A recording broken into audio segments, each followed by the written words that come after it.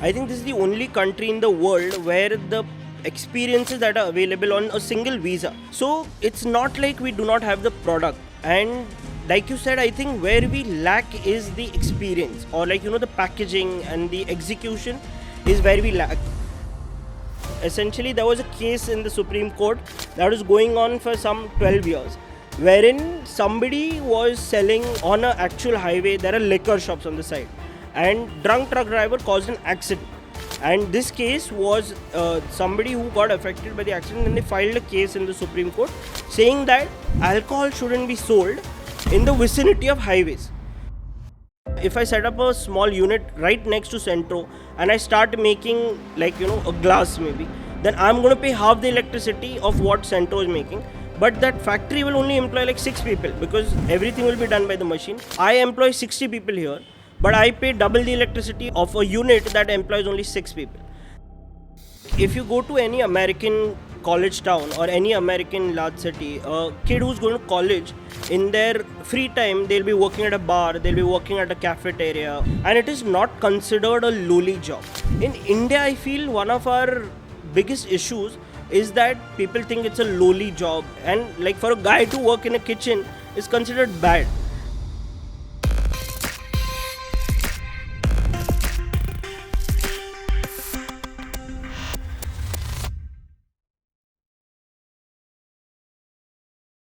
Welcome to a new episode of the Policy Pulse series in 42 Talks. Today we have with us Chaitanya Adgaonkar, one of the core organizers of the Pune Public Policy Festival, but also an entrepreneur at the Centro group of hotels. Chaitanya runs SARC Hospitality Group and has left his technology background halfway through to join into the hospitality bandwagon in India, which he sees a lot of promise. Tourism by itself has been riddled with a lot of policy challenges, and in today's episode, we'll see and hear from Chaitanya about tourism, policy, technology under the pretext of the Pune Public Policy Festival. So, Chaitanya, Yes. grand pleasure to have you on this particular series episode of the Policy Pulse. We are doing this on the backdrop of the incoming Pune Public Right. Policy Festival. Let me start by saying thank you for hosting us at Centro. You run Centro, which is a very novel boutique experience. It's a no-frills hospitality angle to the modern traveler. Right. We would learn more about Centro and what your background is getting into this. But let's get to the meat of the question. Right. You're in the hospitality industry, and our theme is technology and society from a policy perspective. What is the connection? Why are we talking policy with a hospitality person today? Right. Give us that background, please. Right. So actually, I feel like I'm not a policy expert, but I feel like as an entrepreneur, I feel like what happens with policy, like or even as a citizen, not just as an entrepreneur, but even as a citizen, what policy does really influences me. I would like to just give you an example. Like I run my hotel, and all the experiences inside the hotel are very much in my control. How the way the lobby is clean, or way my furniture is, or the way I keep my rooms or my food or everything.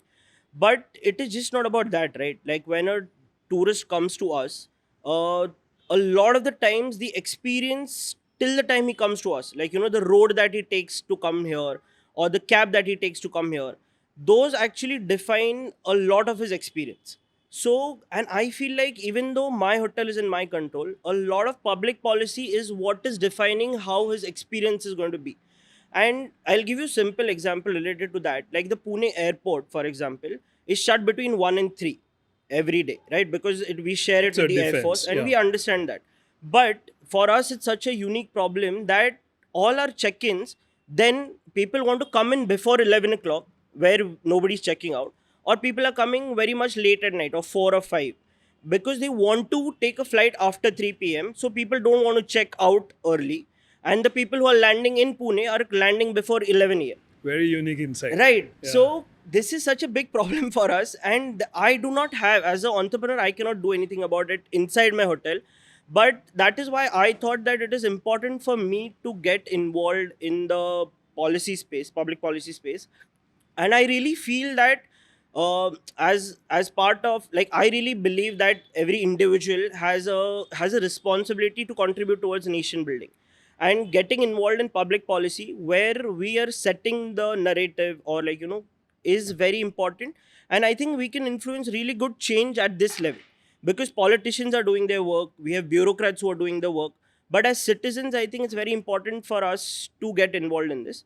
And that is why I got involved in PPPF, and that's my involvement in policy comes from. So let's set the theme for this episode. Right. We're going to talk about hospitality, tourism, Right. and the policies that are governing a lot of these operations, Right. especially as a business owner, but more importantly, how does it influence me as a traveler, for example. Can't say this much more vociferously, but India has tremendous potential for tourism. And yet, every time I travel to one of these popular destinations, the experience is far less than what is a desirable experience. Right. You can often blame this on, oh, we will always have population, and Right. that's why everything that is popular is going to be crowded. Right. But do you see a vision beyond that? Is crowd always going to be our Achilles heel in this ecosystem?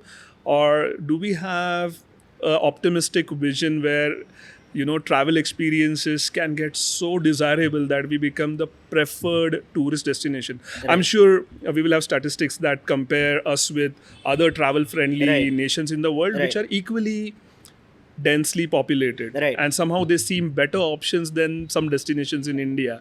So what's the missing, what are we missing over here? So I think you've made an incredible point, because this is something that we've been crying loudly everywhere. On all the forums that are available to us as hospitality and tourism professionals, we try to get this point across everywhere. Now, if you look at India, like you said, that I think the potential in India is tremendous. Like, I think this is the only country in the world where the experiences that are available on a single visa. And I'm just talking about if you're coming to India as a foreign traveler, if you want to do skiing, you can go to Kashmir. If you want beaches, you go to Goa or Pondicherry. If you want to do surfing, you can go to Pondicherry. If you want to do scuba diving, you can go to Andamans. If you want heritage and forts and all of that, you go to Rajasthan. If you want spiritual travel, you go to the Himalayas, you can go to Varanasi. Varanasi is literally the oldest living city in the world. Wildlife to add to Yeah, that. the wildlife in Ranthambore.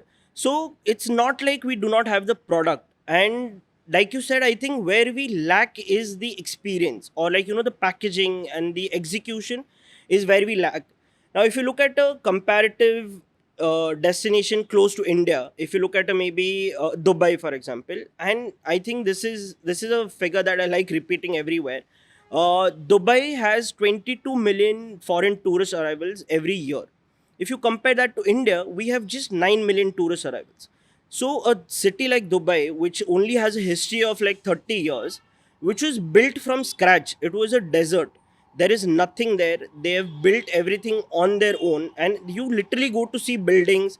Their like claim to fame is literally having the tallest tower in the world, and that is not an experience. Like, you just go there and you see glass. But India, on the other hand, has so many different experiences to offer. But like you rightly said, I think where we're falling short on is the execution. Even the domestic tourism numbers that we have are tremendous. And I think what people need to realize is that tourism or hospitality as an industry is not getting enough credit or enough attention as like other industries. I'll give you an example that the IT industry in India, which is considered like the favorite child of the government, or like everybody wants to get into IT, but IT is a very urban oriented business, right? Like, only operates in like Bangalore, Hyderabad, Chennai, maybe a little bit in Pune, Gurgaon, and but the total employment generated by IT in India is about 4.5 million. That's it. But if you look at tourism and hospitality, we are generating 46 million jobs.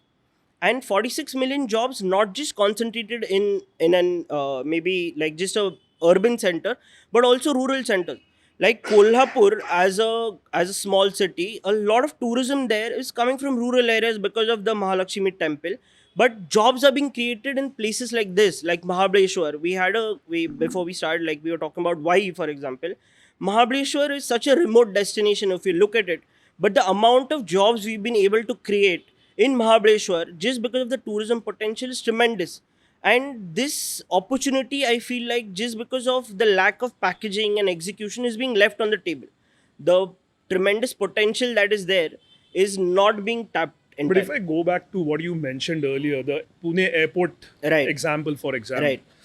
what it seems like is tourism does not look like you could deal it with one department issue. No, no, It's not a tourism department no. issue. The Yeah. roads need to be great, Right, accessibility needs to be right, great. And then, of course, as citizens of that place, we have to contribute to the feeling of hospitality as right, well. right. So you're dealing with a very complex scenario. Yeah. It seems, I mean, to the pessimistic mind, it seems like an unsolvable issue. Right. So maybe we should get a little deeper into what makes a community hospitable Right. for guests to come and see, hey, I want Right. to be in a city like Pune, for Right, example. right, definitely. So see, what I'll give you an example of. You must have seen. I think it was maybe last year or something. There was a foreign tourist, like he's a travel vlogger actually, and he had come to Sinhagad, and he went on a trek, and he was covering entire India. And as part of his whole vlogging experience, he went to Sinhagad, and he climbed it. He was coming down, and then on the way down, he met some kids, some college kids maybe, and the experience that he recorded was this: those kids basically taught him some bad words in Marathi, and they had a bunch of friends who were going to come down, and they're like, "Oh, you say this to them, so they'll really like you and all that." And it was a very negative thing to do. And but what happened was that he did it, innocently. And the in terms of trust, like people who come from outside of India, generally outside of India, it's a very trust based society. Like for example, when we travel abroad, and if somebody recommends me that you go to this place, it's going to be good, I trust them. Especially similarly, that guy trusted them, but it created such a bad image for us that that this is how Indian people treat their tourists, and it was very disappointing for me. So like you said, I think people really need to understand how to become more hospitable, and for that it is important that we first build pride about what we have. I think that is majorly lacking in India. And I'll give you one more example is that if you go to any destination, if you go to a Dubai or a Bangkok or even any smaller European, like it'll be literally a small village in some remote part of Switzerland. If you go there, there'll be a merchandise store where you'll be able to buy a fridge magnet, you'll be able to buy a keychain, you'll be able to buy a t-shirt saying whatever that small village might be. But in Pune, if I ask you, and you're from like product design, and tomorrow you have some tourists visiting, and right now we have some people staying at Centro, and if they want to buy a fridge magnet that says Pune, I have no clue where I can send. And that is the level of apathy that we are at, that we are not even proud about our city, that we don't even make merchandise for our city. Like, Funny that you say that yeah, because a very wise man and my favorite author, Pula Deshpande, said, if you want to be in Pune, the absolute basic necessity is that you have to be extremely proud about being a Punekar. So good that there's an irony that you are yeah, I telling. feel like that. I Yeah. mean, I don't see it. Like, for example, I'll give you one more example is that any big tourist center, or even if you want to become a tourist city, a basic necessity is having a tourism center or a tourism office or something like that. Again, if I ask you, and forget Pune, okay, let's go to Bombay, which is one of the bigger cities. And I don't know how much you travel to Bombay, but do you know where the tourism office in Bombay is, or like a tourist center where you can go, and if you want an itinerary or you want to know which are the spots to see, you have no clue. And it requires a certain trust, right? So when I go to Copenhagen, for example, it's one of my favorite cities to go to. They built that entire city on the basis of food. And obviously Nordic countries have a lot of design history, a lot of shipping history, a lot of natural beauty, but their new packaging was making Copenhagen a food city. Now if you go on the Copenhagen City Tourism Board website, what they've done is that they have chosen 12 people in the city who are restaurateurs, who are food bloggers, who are sommeliers. And this panel essentially every 6 months, sorry, they review all the restaurants in the city, and they have a city has its own review system. And they basically, if you travel there and you say that, okay, I want to try new Nordic cuisine, then you go on the website, you go on new Nordic cuisine, there are 12 restaurants listed, all of them have been reviewed, they are at different price points, and then you can choose which experience you want to take. If you want to do like a food street walking tour of just tasting different food, then the city government is essentially running that. But that is a level of commitment that the city is doing, right? So, and that I feel like is really lacking. If you look at our marketing campaigns, when we market India, for example, we had an incredible campaign with Incredible India, headed by Mr. Amitabh Kant, who also did the God's Own Country in Kerala when he was the tourism in charge in Kerala. We had Madhya Pradesh doing its own marketing campaign. But at a campaign level, because these design agencies and these ad agencies are incredible and they do really good work, I think the product gets sold very well. But when you land there, it becomes an issue. Like everybody wants to see the Taj Mahal, but the way you reach the Taj Mahal is so bad that that's where it collapses, right? Can I tease you into a brainstorm? Yeah, Okay, let's for a moment, let's think very, very local. right, Because this is always an issue when Yeah. somebody lands in Pune right, from abroad or not necessarily from outside India, from Right. outside Pune. right. And they ask me, hey, I have a day In Pune. I want to spend in Pune. Right, What should I go and see? right. What would be your themes, the way you describe Copenhagen? Right. What would you describe from Pune? Let's use this opportunity to market Pune a bit to our audience. Of course. So I think Pune as a city, I feel there is tremendous potential in the city. So and because at Centro we get a lot of foreign tourists. So and we this question keeps on coming to us often. What me and my sister Aishwarya, we are the co-founders. What we have done is that we have created our own itineraries at Centro, which we offer to people. That there's a 1 day itinerary, there's a 3 day itinerary, and it also depends on experiences.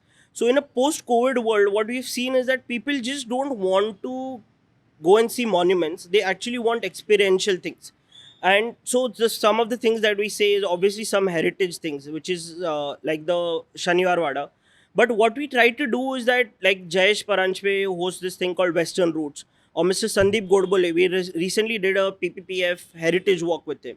And so Jayesh and Mr. Sandeep Godbole do these things, which is called a Pune heritage walk. So ideally, when people want to see the heritage side, we suggest that they go with a guide like that, and that actually gives them a little bit of context. Because if you go to Shaniarwada, it just has a blue board outside saying Shaniarwada. Inside there are some plaques giving information, but you're not able to visualize what it was. Like right now, what is remaining is actually the walls. So if you want to see how it looked, you really have to see Bajrao Mastani to imagine how it looked. That's controversial again. Yes. Yeah. But Mr. Godbole or Jayesh are able to add a little bit of color to it. They're able to tell a story. They're able to give it a little bit of history. They're able to give it a little bit of fun when they do this Pune Heritage Walk. So my first recommendation would be start with the Pune Heritage Walk. It ends right inside the Mandai, where then you can go to Sri Krishna Bhavan, have the Misal, which is again a very classic Pune experience. Have a Sudata Mastani maybe, or go to one of these Amrutulyas like the Adya Amrutulya, which is again very close to Mandai, which is the oldest Amrutulya in the city. So I want somebody to go and experience. Like when we go to Italy and we talk so much about the cafe culture, I mean we were doing it for so long. It's just that we didn't know how to package it. The Amrutulya is a cafe that in the truest sense, right? Like, I mean, that is what it was. It is where, like, the local community in the morning, before they went for work, they just had a little interaction. And that is how the Italian cafes work. You literally get a shot of espresso, a glass of water, and you're on your way out. What a beautiful word, na? Amruta Tulya. Yeah. I think it's very unique. Right. I haven't seen this word anywhere outside Pune. I think Again, my Puneri pride is coming to the fore. No, and it should be, right? I mean, the way it was, we have been doing this, right? Like you said, I think we had all of this. We were the center of culture. We were in the era of like Savai Gandharva and Bhimsen Joshi and Pula Deshpande. We were the cultural capital of Maharashtra. With the plays, music, all of that was defined from Pune, right? Even though Bombay was such a big economic center, had its own Bollywood and everything, the real Maharashtrian culture has always been defined by Pune. So yeah, and similarly, I want somebody to go and see a play at Bal Gandharva. Experience the Maharashtrian play, how it is. Then maybe have, sorry, I'll just continue on my itinerary. And then maybe have a thali at Shreyas, where like you get a traditional Maharashtrian experience, the Shrikhanda, the Amras, the Batatachi Bhaji, the Aruchi Bhaji. This is what people want to taste, and the just seeing monuments like a Shinde Chhatri or all of these is just not tourism anymore. Another interesting experience that I like to send to people is the Pune handmade papers actually. which is located very close to Centro. Now it is handmade paper, and the most interesting thing is that it was the place where our constitution, the paper on which our constitution was written, was made in Pune, and people don't know about it. Even now, if you go there, they have a handmade paper making workshop, and you can actually make your own paper. They give you an entire tour of their unit, and they have an amazing sort of shop where you can buy like their handmade paper and other artifacts. And I think it's an incredible experience. So this would be my itinerary. I think maybe a Vaishali or an FC road if you want to add on to that. You mentioned about a fridge magnet, something simple as what are Right. you recommending people who come to Pune? What can they take back home as souvenirs? I think we have some new brands that are coming up that are really doing, like, traditional Indian Puneri handicraft that is being served in a modern way. So I really like sending people to Copper, which works with artisans from Tambatali, and they make modern products out of it. Like, the kind of products that people now use. Like before, you had like puja thals and all of that, which are not maybe suited for the modern Indian home, but now they're making, like, candle stands and other products which can be used, but using the technology and the craft of the olden times of Tambatali craftsmen. That is one place I feel is really nice to send people. Then we have a shop right down from Centro called Adya, which makes like silver jewelry for, again, a modern Indian woman. So I feel like it's incredible. You get to see all these old Indian or Maharashtrian jewelry in a modern way.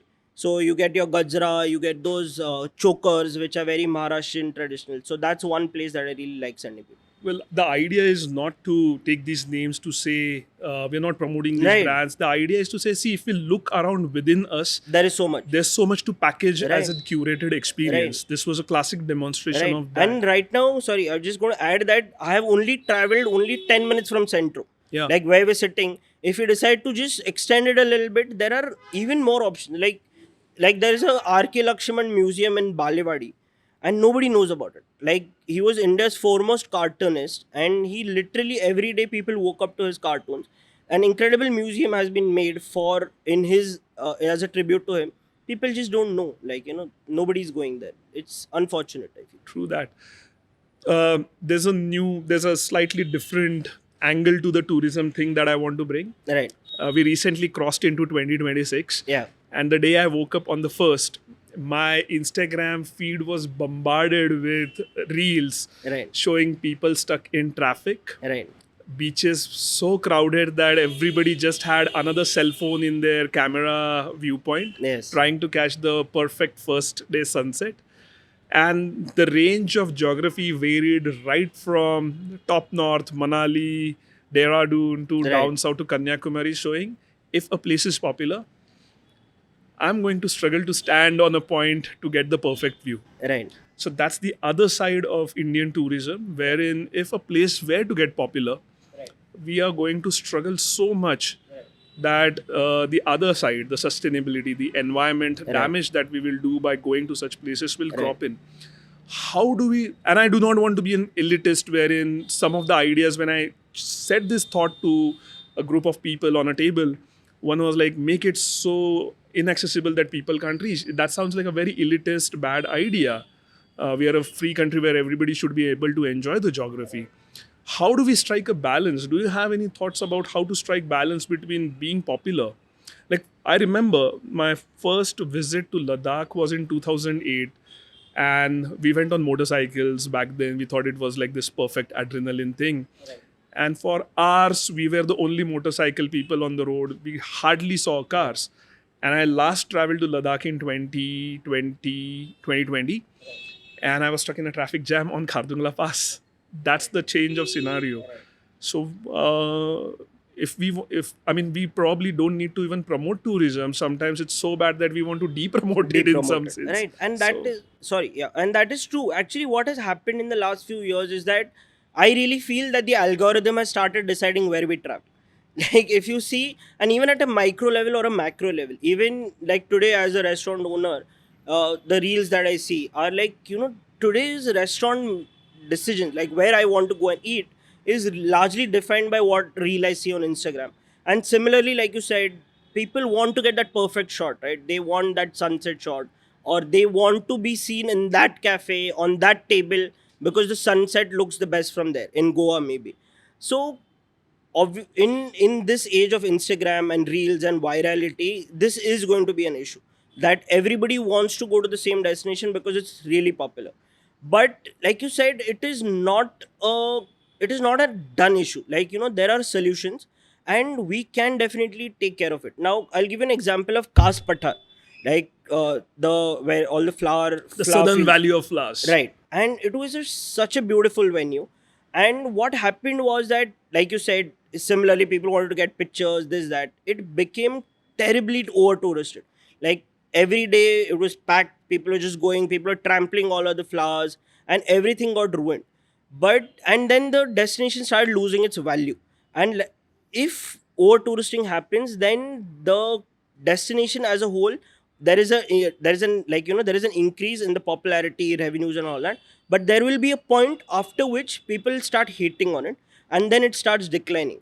It is very important for business owners, for governments, and for whoever is in a decision making space to understand that they need to take charge of the situation before that decline starts happening. And it's critical to see when it's happening. For example, at Pathar, when they saw it, I'll tell you, like, I haven't been recently, but somebody who recently went told me that actually the government did get involved, and they have taken care of it. So now, like, I think about some 10 kilometers away from where the fields are, there are no cars allowed.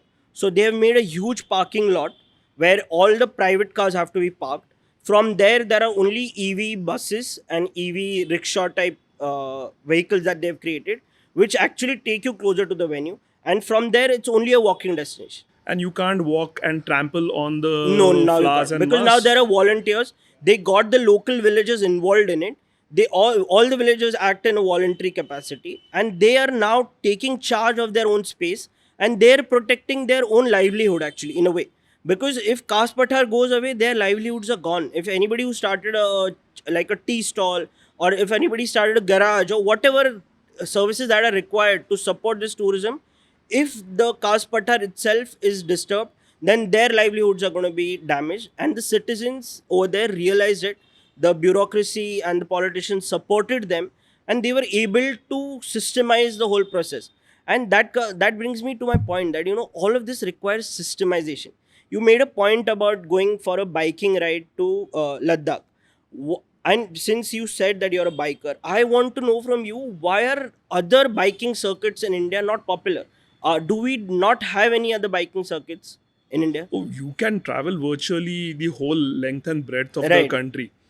I think it's got to do a lot with aspirational value that I climbed the highest motorable road. Right. A lot of pictures come from a particular area, and then those areas become more popular than others. Right. The true biker is biking everywhere. Everywhere. But the Instagram bikers are biking in Ladakh. Right. Dare I might say that. Okay. So I've been all length and breadth of Rajasthan. Right. I've traveled to South India a lot. Right. Certain routes just become picture worthy, Right. and then they grow in popularity, where I have a concern. If I kind of bring this point a little towards the south, for example, when you say tourism, Right. one or two places stand out, right? Like the entire state of Goa, Right. you associate it so well with tourism. Yeah. And more recently, it almost feels like there's a slight decline, at least in the perception of value of going to Goa. Right. Could be there. I'll tell you 3-4 points that are happening. Right. It's become a little unsavory in Goa. There could be multiple reasons. The reasons that I am reading in my feed is there's the whole of this taxi mafia that is fleecing tourists. Then property prices have gone really high to stay and rent in Goa. Right. The experience is not that great when you put the value of money to it. And then there is a big time competition coming from cheaper foreign destinations like Thailand and Indonesia and Vietnam, where the perceived quality of tourism is high, and also it ticks my passport, as a checklist. Let's talk about Goa. What went? Is something wrong in Goa, or is that just a story that is brewing up? I think it's partly true, but I do not want to say that Goa is over as a destination. I feel it has got tremendous potential. And before we start, let's just map out like how Goa is today where it is. How did we reach here, right? And it's again about the journey of a destination. Goa started off because it had tremendous natural beauty, which is a incredibly strong pull, right? Having that natural beauty. But again, at a policy level, what really helped that the government realized this, and the government actually created incentives for people to travel there. Having low price alcohol definitely helps. Having casinos, like it was the first state in India actually to allow casinos. Again, a very strong pull. Having like the lot of people from Russia loved it. They had an airport which again allowed for charter flights from Russia to come, and all of this, and obviously Dil Chahta Hai, I think was the biggest for me. If you ask me, till the time Dil Chahta Hai didn't popularize Goa, Indians as a whole didn't really care about Goa that much till the time Dil Chahta Hai hit. It was really a destination for Russians to go and soak in the sun. But Dil Chahta Hai, I think, should get a lot of credit to. Oh, there's so many film references. I worry if a filmmaker makes a destination popular the way Dil Chahta has done. Yeah, Goa. it was incredible the way Yeah. they did it, and they created that whole experience, right? Like of going with your friends or like having fun there, drinking and being stupid, and it was a really smart way to. I don't think it was intentional, but it did have that effect. So what happened then? Like a lot of domestic tourists started traveling, but the transition, why do people now get a feeling that Goa is not good or not as it is, comes down to again and technology. Like the topic of this year's PPF is that now what has happened in the last few years is that because of technology, people have a certain idea of how a product should be. Like for example, if I'm taking an Uber from Centro back home, then I know that okay, I have to open an app. I will just enter my destination and a cab is going to come. It's going to be clean. The driver is going to drive safely. He's going to follow the directions that are there on the map and he'll take me to my destination. This expectation of a standardized service gets broken in Goa. When you go to Goa and you don't find an Uber, and then it comes about the taxi mafia, which I do not entirely agree with. I feel like obviously the local people should get their jobs. This is a big issue about cab regulation and all of that, and the government is trying its best. But as a tourist, if you see, and like you said, people do feel disappointed when they don't receive a standardized experience.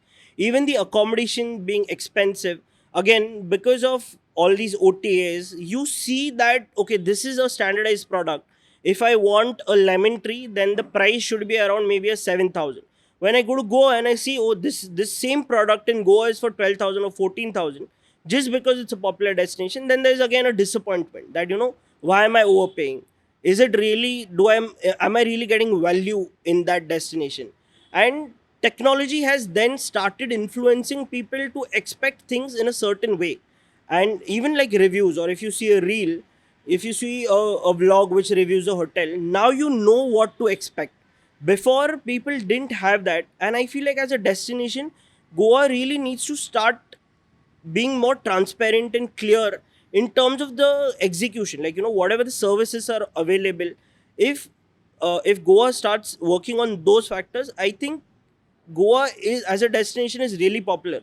Nobody has stopped loving Goa. People have just started recommending it less because of some unsavory experiences.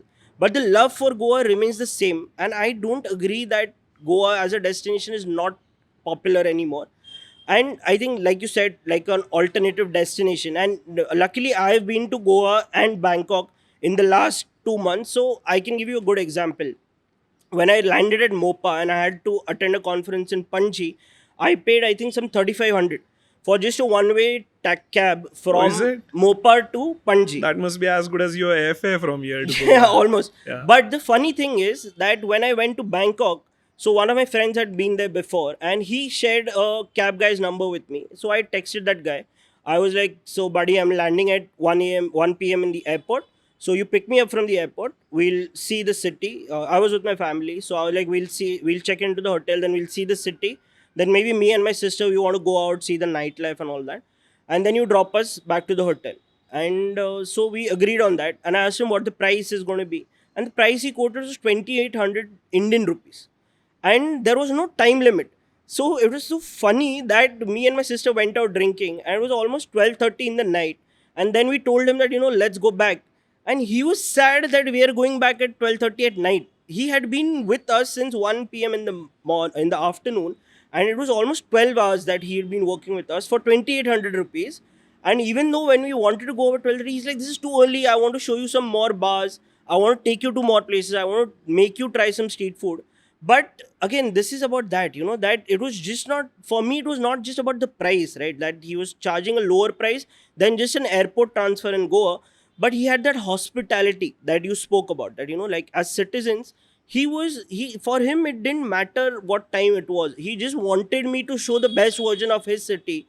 And that was important for him, because he knows that I'm going to recommend, like, for example, if tomorrow you decide to travel to Bangkok, I know I'm going to share his number with you, that Pushkar, you go with this guy, he's the best. But in Goa, I feel like it doesn't work like that. We went out to a restaurant, we booked a cab on one of those Goa taxi apps. When we reached the restaurant, we were there for 2 hours. When we wanted to leave from there, the app was shut down, or like there were no cabs available. Now we were almost like 30 minutes away from our hotel, and it was very difficult till the time then the restaurant owner called some of his friend who sent a cab, and then we had to go. Again, no price clarity about how much he's going to charge, because we went to the restaurant, it was some, I think, 600 bucks, but because it was night now, this guy wanted 1,000 bucks to go back. This creates a little bit of an unsavory experience, which I feel like needs to be fixed. I think we've painted a fairly gloomy picture of Indian tourism so far. But the idea is that we are slightly frustrated that Yeah. India has so much potential Yeah. and there is so much that can be done. Right. And that's the frustration is what we're That is talking what about. for us. Are there any shining examples of Indian tourism that come to your mind right now? I think the growth that is happening in terms of domestic tourism, I think, is the biggest shining example for me. In a post-COVID world, I feel like Indian people, like as us, we've realized that, like, work-life balance is something that is important.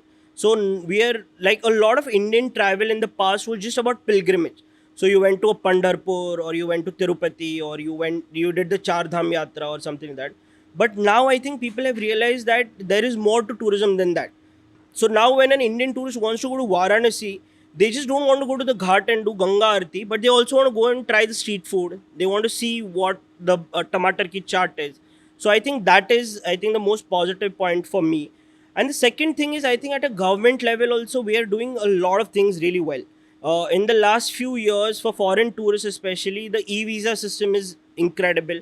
I think as soon as people like apply online, a lot of tourists actually get visa on arrival. This wasn't the case for many years, and that has really helped. I think the roads are improving in a terrific way. The more roads develop, I think we will see a lot of growth in terms of domestic tourism and also like international tourism. Vande Bharat again is a shining example. I feel like our train quality is improving a lot. That is improving connectivity, and that will again boost tourism and destinations. Yeah, so I think that's incredible. Our airports are good, except the Pune airport. I think all our airports are good. If you see the recent Guwahati airport that was launched, very well designed. It feels like there is a soul in the building, right? Yeah. This is how And the experience. best part is we are not trying to ape any modern Western, economies. We are yeah. trying to look inwards Yeah. and build our own heritage at the Right, Guwahati airport. right. Lovely Even job the there. Bangalore airport, if you see, it's like, it's a garden city, and the airport feels like you're in a garden, which is a very local context, and I think it's really well done. So there are a lot of positives. Even Maharashtra government actually put out a tourism policy last year in 2024, which has a lot of great benefits. But so all of these things are really helping, but I feel like we need a nationwide Make in India style campaign to really give it the boost that is required. Like, we are looking at manufacturing right now, and I understand why it's a priority for the government. But if you see that the number of jobs that are created by manufacturing, which is again around 45 million, the same number of jobs are created by hospitality and tourism. So why don't we get as much attention as manufacturing gets? Why don't we have like a visit in India, like a make in India? Is something that we keep on like highlighting all the time.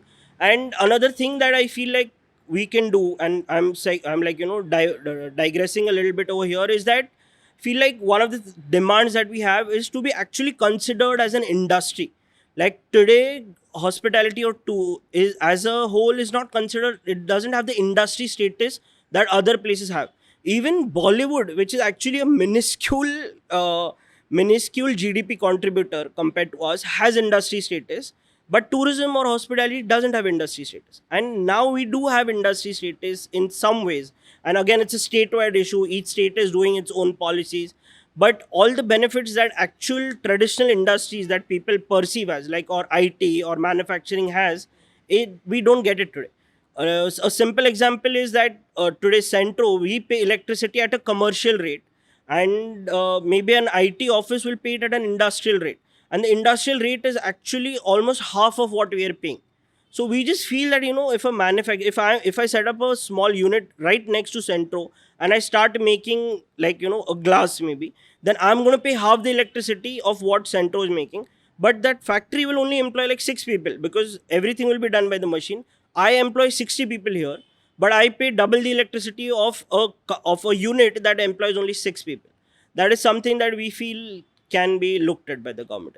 Talking about employment, have you seen any perceived challenges in terms of skills? Right. Because it's often perceived like this is a low skill, Right. low training kind of a profession to get manpower into this industry. Right. On the contrary, I would believe that this is a very human oriented profession. Incredibly. And soft skills and polishing schools will go a long way Yeah. in terms of just making people feel welcome. Right. Then come the other skill-based professions like cooking and Right. technology and supply chains Right. and what do you say, resources planning and all Right. of that. Right.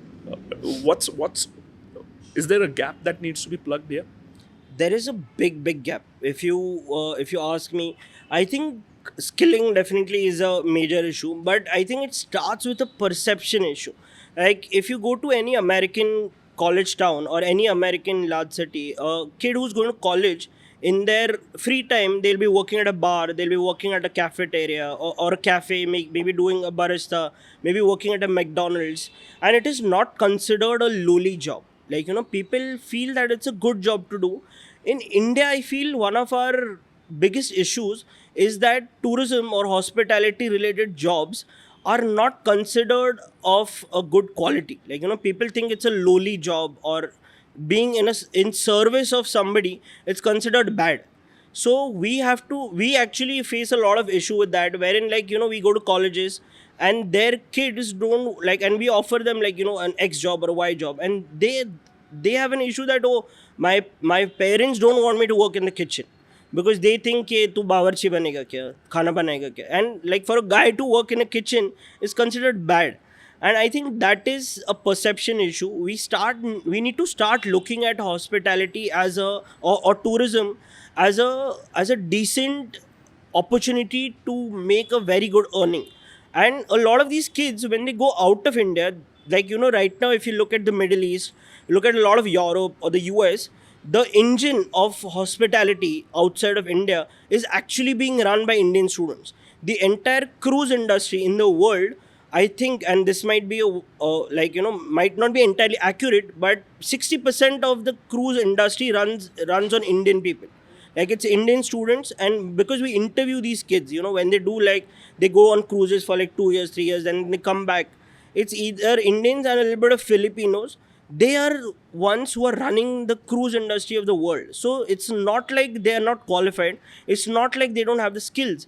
It's just that we do not have the perception that it's a good job to do over here.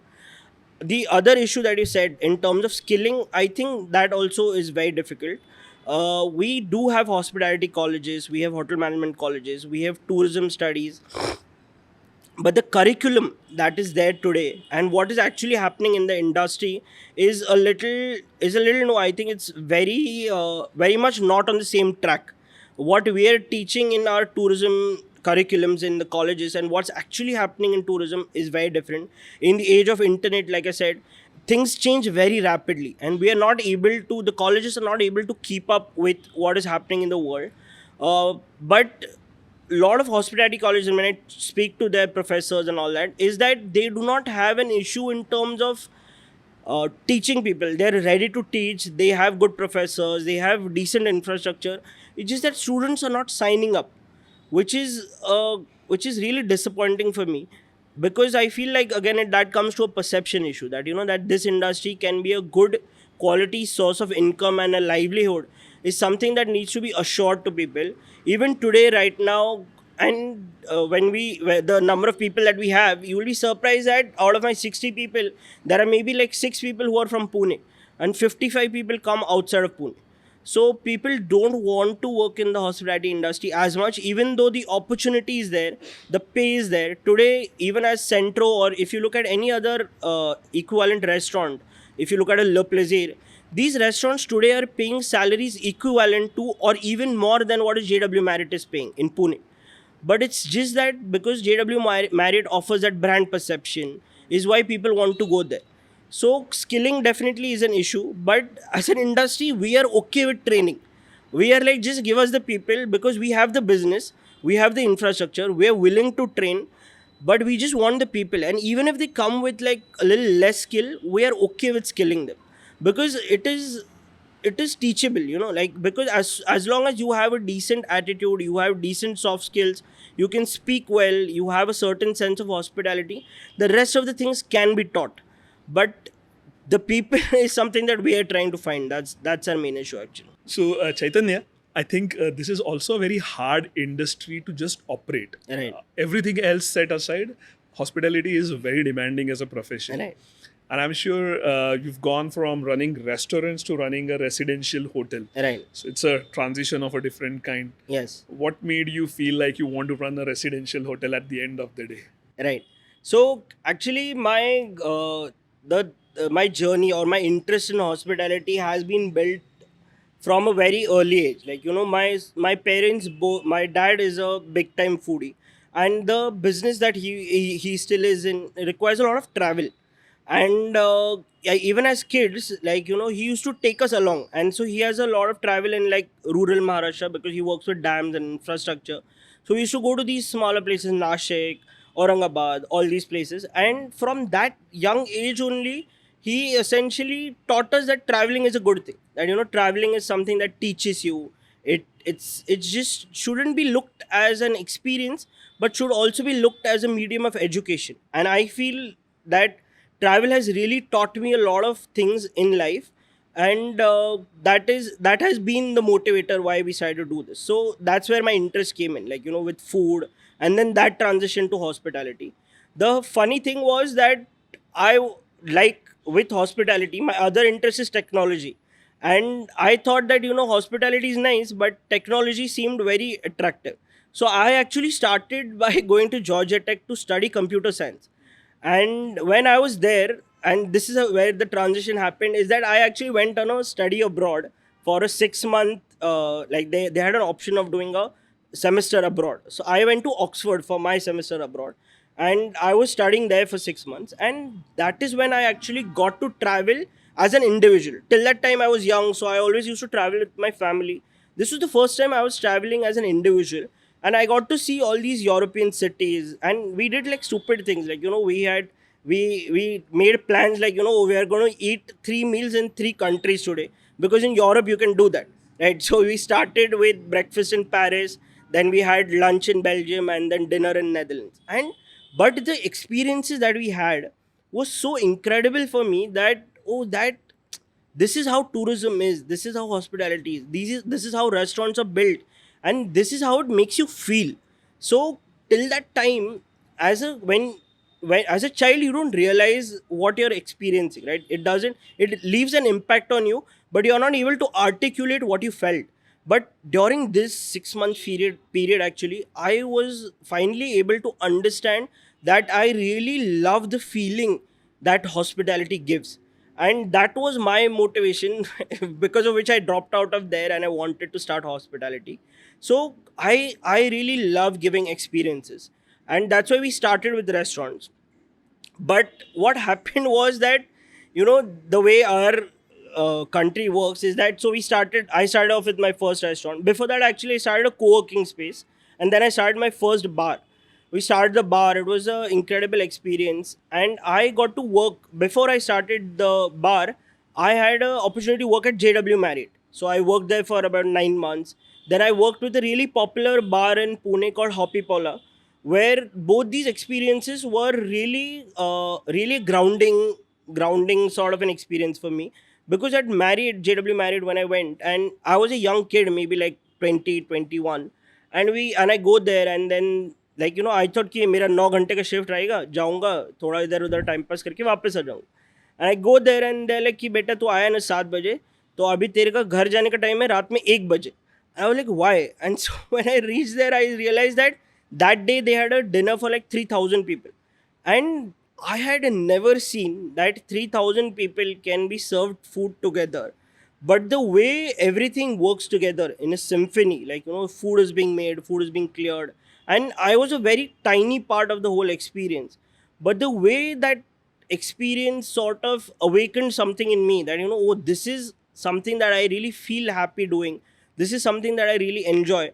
Really sort of gave me that motivation that, hospitality is what I want to do. So then we started the bar, the Adda. We started in Pimpe Saudagar, and it did really well. And we wanted to expand.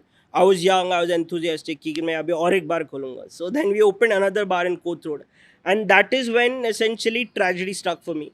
It is so funny that the Supreme Court, essentially there was a case in the Supreme Court that was going on for some 12 years, wherein somebody was selling on an actual highway. There are liquor shops on the side, and a drunk truck driver somewhere in Punjab or somewhere in the north, essentially, and it was a very unfortunate incident that a drunk truck driver caused an accident. And this case was somebody who got affected by the accident, and they filed a case in the Supreme Court saying that alcohol shouldn't be sold in the vicinity of highways, which at a conceptual level is something that I think you would also agree that it sounds fair that it should be done. So the Supreme Court heard it for a long time, and then the Supreme Court is like, okay, we agree with this. So for a 500 meters on both sides of the highway, from the edge of the highway, you cannot serve alcohol, was the ruling that was passed by the Supreme Court. Now, I myself was, I next morning I got up, I read it in the news, and I was like, oh, this is a very good decision, all that. Only to realize that by afternoon, the WhatsApp groups of our restaurant associations got active. And mind you that this was, I had opened my second venue for Adda in Koth Road. And Which it is was, bang in the middle of the city. yeah, bang on. So it's on Poud Road, literally Poud Road. It's like a road with traffic jam perennially. Yes. So, and it was just 15 days since we had opened our outlet. And by afternoon, our restaurant association group started getting very active. And I was like, what is happening? Now, what we realized was that the excise department was sending us notices saying that you have to shut down your bar because of this rule. And we were like, why do we have to shut down? There is no highway where we are. We are in the middle of the city. There is no resemblance to highway on the road that we are on. And they're like, no, the thing is, and so we went to the excise department, and then we started talking to them and what happened. And they're like, no, actually the entire road is still a highway, because, and so it'll be a surprise for you that even JM Road is a highway. Jangli Maharaj Road, Jangli Maharaj which is Road like is an arterial road in road the of middle the of city. Yes, it is a highway. And the reason is that, so the corporation has actually been maintaining the road for years. All these roads, they control the development around it.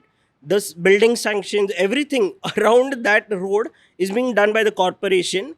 The only loophole that we realized was that it was a highway in the past. The National Highway Authority of India actually never handed it over officially to the corporation. The corporation took charge of it.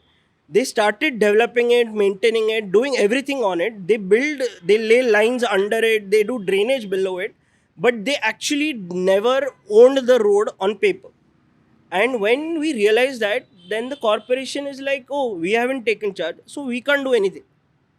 So for 4 or 5 months, our bar was shut just because the road was considered a highway, and we couldn't do anything. So finally, we had to go to, like, all the restaurant associations. The government got involved and everything, but it took almost 5 or 6 months for everybody to file an appeal in the Supreme Court, wherein then the Supreme Court then essentially revised their order to say that this is not applicable inside city limits.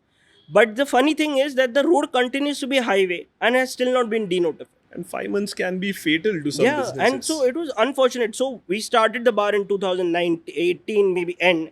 5 months went in that. We just recovered from that and we started running it again for 6 months, and then COVID hit us.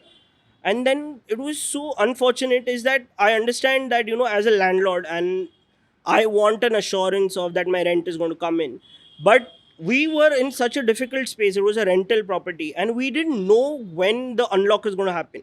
This was like when it started, Yeah, nobody yeah. had Nobody any knew. inkling of how it's going to start, how it's going to operate. But the landlord was like, oh no, you're able to do deliveries, but not understanding that a bar doesn't work on deliveries. It is something that is an experiential thing. You have to come there, you have to taste it, and then only you can essentially do business.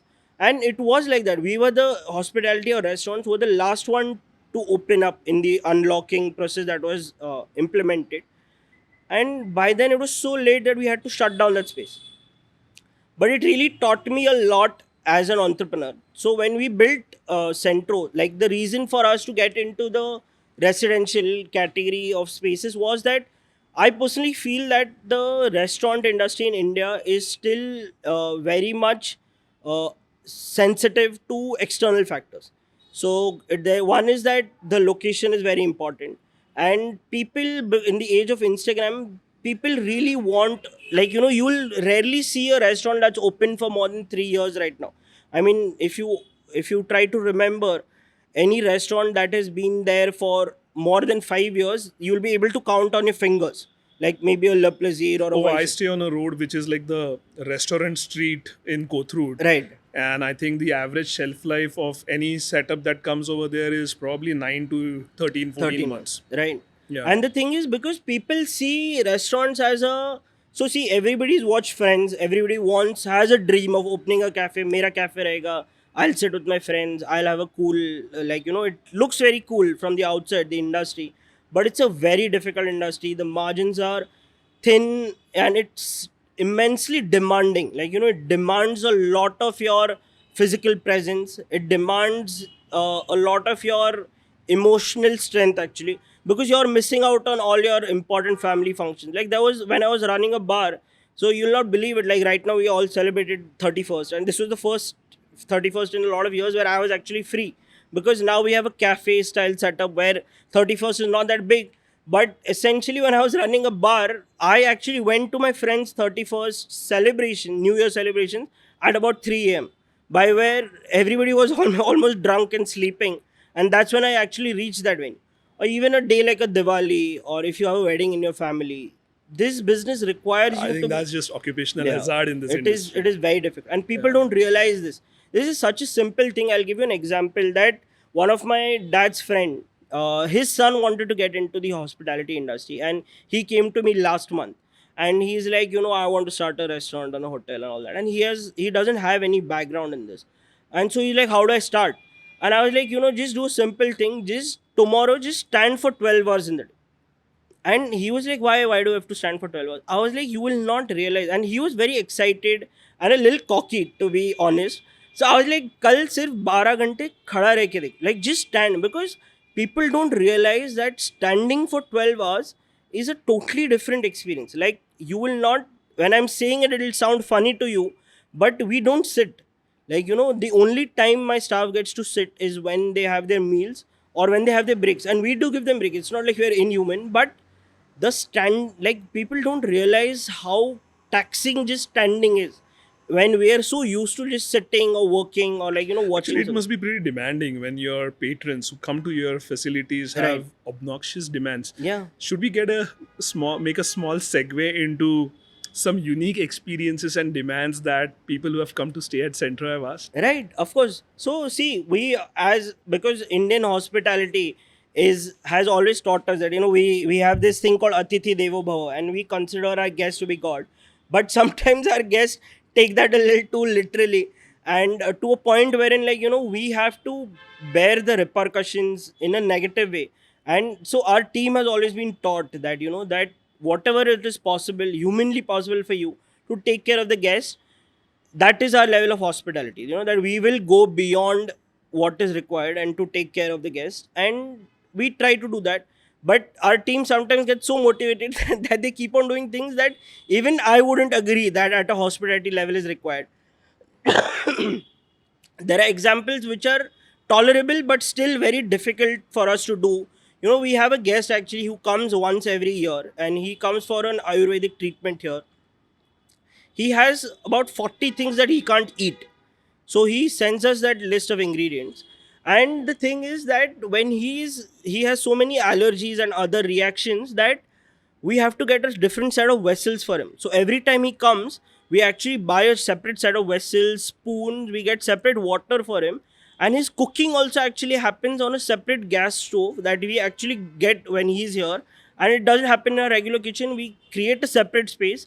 The chef makes his food in that space, and then he's served in different utensils. Everything is separate because he has so many allergies that can trigger him, that, like, you know, You we just have to can't do take a something like risk, that. Yeah. yeah. And then on the other hand, we have another guest actually who it was a recent experience that, so she was unwell, and we understand that, you know, we have had situations where guests have been unwell, and we go beyond what is required, and, you know, we have taken them to hospitals. We have served food in hospitals, this, that, because sometimes people don't have anybody supporting this. This lady actually came with her family. She was unwell, we understand that. But her demands were so atrocious that, like, you know, she wanted. So we understand that, you know, if you need a wheelchair, then we will give you a wheelchair. We'll have somebody who will help you. But her demands were to a level wherein, like, after she sits on a wheelchair, she was like, then she created a huge issue because she came down, because she's like, when I sat on the wheelchair, he didn't put my slipper, like, you know, after she got down from the bed and sat in the wheelchair. But this is where we feel like, you know, we need to learn where to draw the line, you know, that we are there to help you. We had I actually worked under a general manager in when I was in Lavasa, and he told me an excellent thing. He's like, Indians don't want good service, they like really good servants. Like, and I thought that this was very interesting the way he captured it in this small cell. Because if you see, when we get guests from abroad, our level of service actually feels extra to them, you know. Yeah. They feel like, you know, they They're feel like we're doing pampered. a lot. Yeah. And I I've actually heard that as well. Yeah. And Yeah. in India actually, whatever we do is still less. Like in To Centro, the Indian guests. for Indian guests, it just feels less. Like, it's such a simple thing that the Centro product, the room that we've designed, is a very compact design, right? You know, because the modern traveler, we feel, it travels in a different way. Because your trips are now, maybe if you're traveling for business, maybe 1 or 2 days, and so you actually don't unpack your bag entirely, and you just use the hangers, and that's how you're done. So what we did when designing Centro was that, if you look at something like a wardrobe, and this is Aishwar and me both are big believers in human centered design, and that is something that we apply in all our decision making. So what we realized was that space is less. If you do a wardrobe and you do a door to it, you essentially have to leave the door opening also. Then we thought about it ki क्यों door चाहिए, like, why do you need a door in a hotel wardrobe? Because you're not able to lock it. Like at home, you lock it for safety, or so that dust doesn't go in. We have a secure, we have a locked space. It's air conditioned, so there is no dust going on your clothes. You're staying for 2 days, so nothing is going to happen to the clothes. So we just got rid of the wardrobe door. And we keep on getting reviews saying wardrobe ko door nahi. I'm like, what are you going to do with the wardrobe door? But it's just that people don't want to accept that, why does this wardrobe not have a door? The wardrobe has hooks, it has hangers, it has a rod, everything that another wardrobe has. It has drawers and everything. Just that it doesn't have a door, it makes people so uncomfortable for no reason. That just the fact that they want it is the only reason that people are troubled Interesting. by it. Very Yeah, interesting. this is something that is there. But yeah, so that is, I think, in India, I feel. But obviously the newer travelers have started understanding this, because they know that and we try to then focus on things that actually matter. Like, like if you would, like, my dad travels a lot, and he was telling me an example of a hotel that he was in Nashik recently, and the on the bed, the charging port, the bed had a headboard, and the charging port was actually above the headboard. And so he's like, "Me kasalo phone charging la." So these are things that we have thought about, like, so we put like two plug points next to the bed. There is a USB A, USB C But do charger. you give towel swans on the bed when the guest arrives? No, we feel that is a little bit of a frill, like we actually feel like we should care about the things that matter, like, and if it's like if somebody's celebrating a honeymoon or something, like that obviously we will do those things. But today I don't think that that is required, like, yeah. So I think we've heard your funny Yeah. instances and all. I want to put a little bit of responsibility on myself as a traveler. When I Right. say myself, metaphorically, uh, how should I be a good traveler when I travel Right. in my own country or outside my country? Right. What makes a good traveler? I think it's very important, and I'm sure you're a good traveler. So I'm just going to just make a general statement here. I think as a good traveler, I feel one of the first things you should do is that you should be very respectful of the place that you're in and the people that are there. And this for India, I think, is very important. I think is because we do not value. We covered this before. Is like we don't value the destinations that we have, places like Goa, or even if you see a lot of our monuments, people have like scribbled on them and all that. I think first thing is that we need to start respecting the spaces that we're in, and at the same time, you need to start respecting the people who are doing this business, because you need to, like, a lot of times people go to restaurants and sometimes the food gets delayed and people start shouting or being rude, and even we face it at Centro or Chirp. What you need to understand is that it's not a single person who's doing this, right? It's a combination of things that together keep this machine running. We are not interested in dealing your food. Like, we actually are very much motivated to give you your food as fast as possible in the most delicious way that's possible. But I feel like a lot of times travelers don't look at these service providers or tourism traveler service providers as people, and we need to start looking at them as people. You need to start listening to their stories, their experiences, because they are the locals, right? They will give you the most honest insight, they'll give you the most real recommendation. So I think you need to start respecting the space that you're in and the people that are there. And again, like, if you saw recently when the whole Indigo fiasco happened, the person at the desk was not responsible for the rule that the government or Indigo had changed. But the way people were shouting at those people, it really broke my heart. So I feel like, and that is again part of travel, right? Like when you're at airports, all these people, I have this simple thing that I do is that, when you go for security check, the person, like the CISF person who's frisking you, you have to understand that he's literally touching people throughout the day. Like, maybe like 1,000, 2,000 people. Do you really think anybody even wishes him? Like, ki, thank you, sir, namaste, sir. Let's just start with that, let's just start with at least wishing and thanking people, and even that will go long. Because when I do it to, like, these CISF guards who just frisk me, they are so taken aback that they almost feel like, oh, ye aise kyun bol rahe? And but I know that it will create a memory that, that, like, something like that, somebody just considered me a human and not as a, like, a person holding a baton, right? Like, or like, or whatever, the metal detector. You have to see at the human besides them. Other than that, I think people should demand value, but not, like, people have this tendency to, like, just negotiate for the sake of negotiation. I totally understand that, even I feel like pricing should be fair. But when you go to, as a traveler, when you go to destinations, when you're, just see who you're negotiating with. If you're buying something from somebody on the road who has made it, or like, who has a small business, or maybe just like a home style, like they're making it at home, maybe you're buying a jewelry piece that they themselves are sitting and making it, there is really no need to negotiate with that person, like, because if it is fair value, I feel like nobody is overcharging you. If you feel it is overcharging, then I understand that some tourist destinations do that. But I feel like you should always travel with the consciousness that I want to get value out of this, and not that I want to do a, like, a cheap trip, or I want to, like, do it at the cheapest price. go for the thing that gives you most value instead of doing like 10 different things at a very bad price point or a bad experience. Do 3 experiences or 5 experiences, but make sure whatever you're doing is being done with heart, is being done with soul, and is giving you good value. It is teaching you something, or it is creating a good memory for you. I feel like travel can create some fabulous memories if you do it well.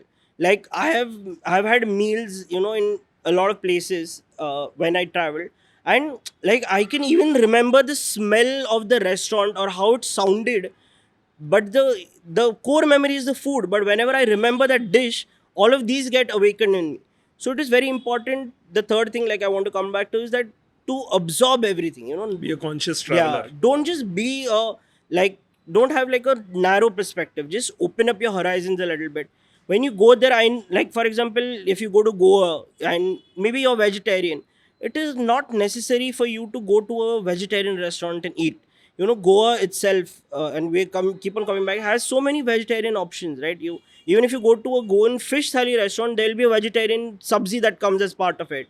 They do serve a rice, they have amti, they have sol curry, even they have the chana and pav, the banana bread that they serve. So there are a lot of experiences on offer, but you should just keep your perspective wide, just absorb everything that is there. So I think these 3 things, I think, would be my top things. Well said. We are doing this series, the Right, Policy Pulse, on right, the backdrop of the Pune Public Policy Festival. right, You've been a core organizer of the festival since its inception. right. What are your expectations from the festival in 2026? So this is our third edition, and I think we've had some tremendous feedback over the last 2 years. And this year, we really wanted to focus on technology and society, because I feel like both of these things, it's not just that technology has an impact on society, it also works the other way. Sometimes society and the people decide how technology behaves, or what how technology is utilized. And it is a very interesting conversation. We have some great panelists, we have some great speakers coming in, and I think it's at the juncture that we are in the age of AI and with chat gpt and Gemini, and we have no idea the impact that it's going to have on us as humanity together, and on society. And we felt it was very important that we start addressing these topics and these conversations before before we actually reach there. Like, after solving it after we've reached there is not ideal, because this is something that's going to have a major impact. I feel like the way internet was introduced, or the way the mobile phone was, the smartphone came. I think this is the third phase, and I think it has technology as it is today is going to have a tremendous impact.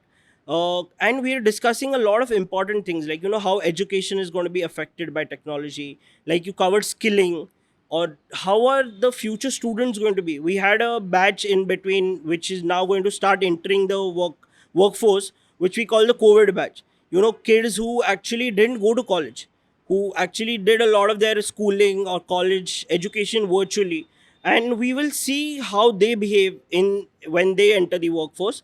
It's going to be very interesting to see when this AI generation, when like kids start using AI in school, which and who already do, what is going to happen to jobs when they enter the workforce, what is going to happen to society as a general. There was a really interesting Marathi movie trailer I saw recently, which I haven't been able to see the movie, but it was something about, I think, this individual builds an AI project, and then he puts his mother's conversations or memories in it, and the mother passes away, and the AI then continues to be his mother. The even similar to the movie Her. These are incredibly deep and nuanced topics, actually. And we feel that this conversation is necessary because we need to be at the forefront of tackling what is coming in the future. And it is not negative, it is going to be positive. It will have a lot of positive impacts, but we have to be ready for what's happening. And I feel like technology and society this year, and all the discussions this year, the networking that happens at PPPF, will create a lot of opportunity for us to be more aware of where we're heading and what we can actually do to be more conscious of the landscape that is coming ahead, actually. Chaitanya, Centro has been a great host for the Policy Pulse series of 42 talks. Thank you for joining us as a guest on this episode. Thank you. I'm very intrigued and I'm looking forward to hosting the Pune Public Policy Festival. It's happening on the 9th and 10th of January at the Gokhale Institute.